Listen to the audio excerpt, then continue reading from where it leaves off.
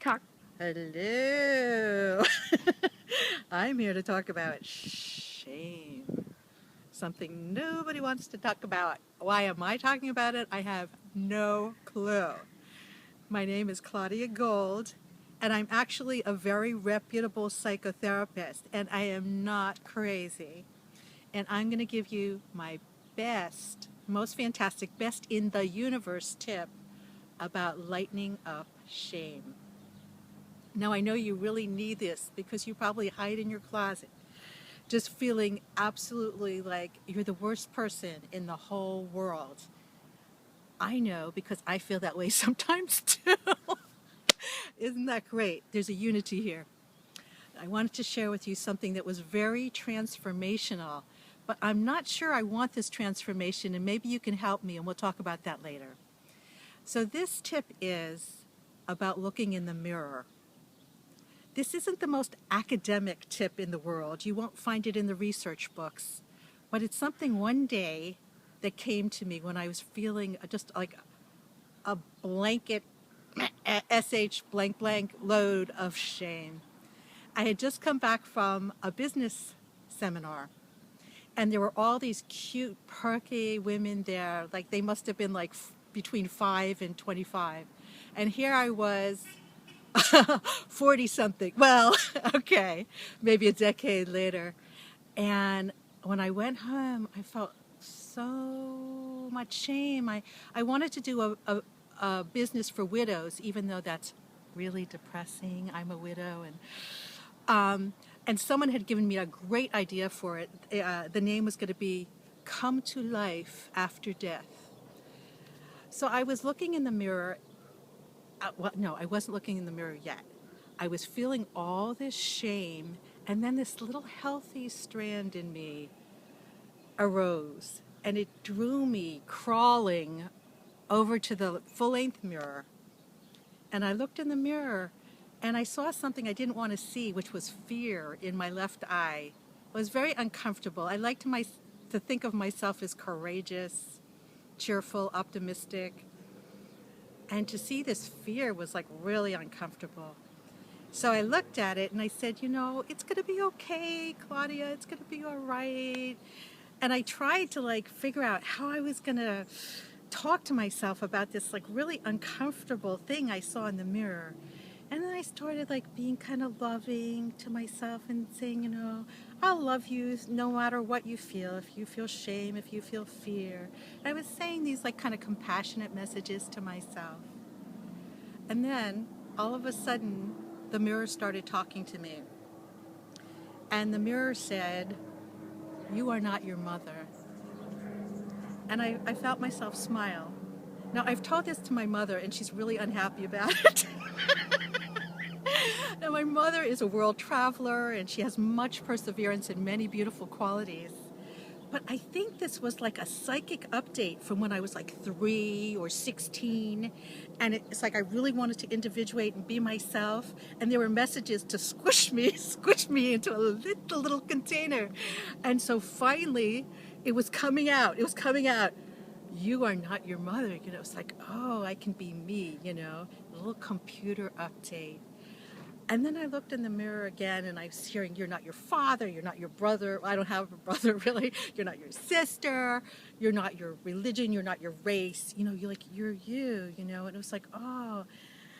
And I looked in the mirror, and then I heard, I give you permission to manifest your juicy, joyful, soulful gifts. And it was like, wow. It was almost as if this shame that had been hiding, when it came out into the open, it was like full of gifts that were accumulated. I didn't even know what they were, but there was like this accumulation of gifts.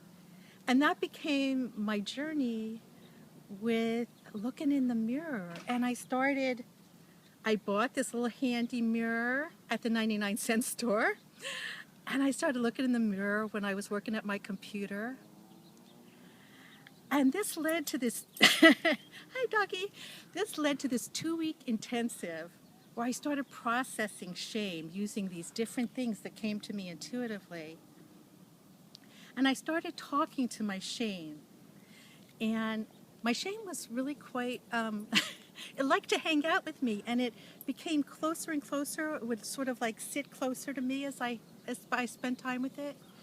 And one day when I was at a Mexican restaurant on Olympic in LA, I was eating a taco. Well, it was actually, it had two tortillas, and because of my backgrounds, I like to pretend it's two tacos. You know, I get a real bargain. And I started engaging my shame and talking. I was inviting it to talk to me. I wasn't sitting with anybody else. And it started dancing with me. And it was just like this beautiful, beautiful moment where my shame danced with me. And now it's about, I don't know, 8 months later. And I've, had these conversations with my shame, and she's really in touch with feelings. And then recently I went to talk to my shame, and she said, I don't want to be shame anymore. I want to be love. And I don't know about you, but I'm sort of in my head a lot, and love, I'm a little uncomfortable with a lot of love. It's like, you want to be loved? My shame sometimes felt like a felt blanket that was kind of around me, and it was kind of comforting and familiar. But this love is sort of like a bright colored shawl, and I don't quite know what to do with it yet. But I think I'm on the right track. I think it's that healthy part of me that's like surprising me. And now for the little preachy part I want to share with you. I'm going to share with you 3 things that I think are helpful about looking in the mirror. Hi, beautiful. I like those curls. Okay, number 1. And this has a little word to remind you. And the word is ici, which means here in French. Voulez-vous? So, quand il me prend dans ses bras, il me parle tout bas. The first I for looking in the mirror is it helps you be in touch with your feelings.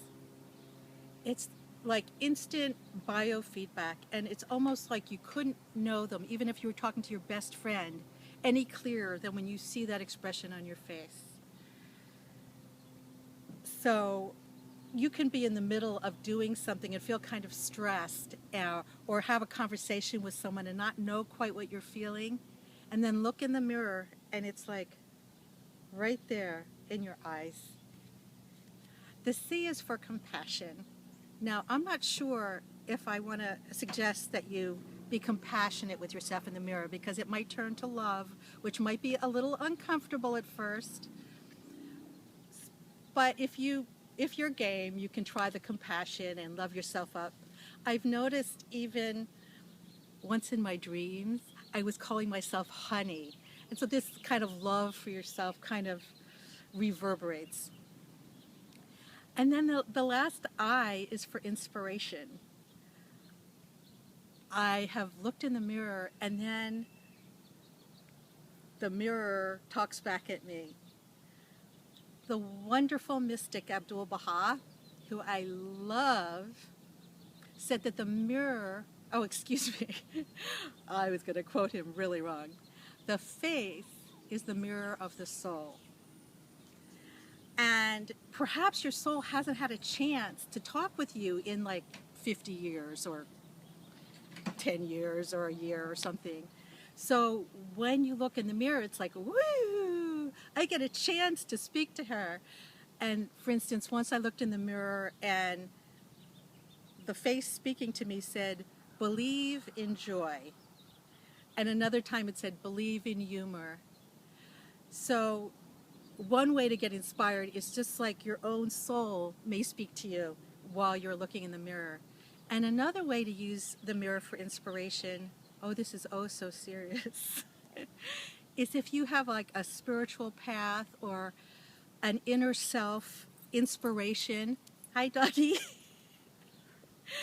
Some quote or prayer that really says something to you. Then you can address yourself in the mirror and say, Claudia or Sue or Bambino, whatever you call yourself.